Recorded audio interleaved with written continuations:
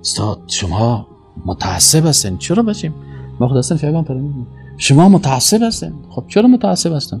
شما دول بد گفتین، شما رقص بد گفتین، در طریقه ما رقص است، ما تمام روز میرقصیم، عطن میپرتیم. خب برش بگو برادر اینی آیت قرآن، اینی حدیث رسول الله صلی الله علیه و آله. نه استاد ما دلیل نگو. بچه عربی رو میفهمی؟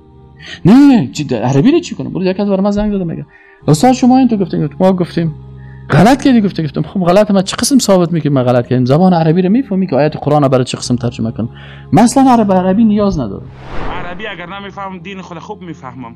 خوب میفهمم. یک دیوانه مثل ابن باز و ابن تیمیه 600 سال بعد از امام ابو حنیفه آمد مثل شما وری مردم تربیت کرد.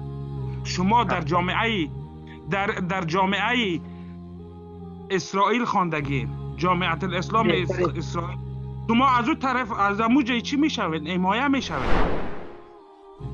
قرآن به زبان عربی هست. تو چطور میدانی که بفهمی که نمی گپ راست است یا غلط است یا امی ترجمه؟ مرا میگه تو ترجمه آیات قرآن غلط کردی. ما گفتم صحیح است. شما بفرمایید ترجمه کنین. من یاد ندارم. عربی چطور یاد داری؟ نه ضرورت ندارم. نحو یاد داری؟ نه ضرورت ندارم. صرف نه. من دیوانه نیستم ضربه بخوام.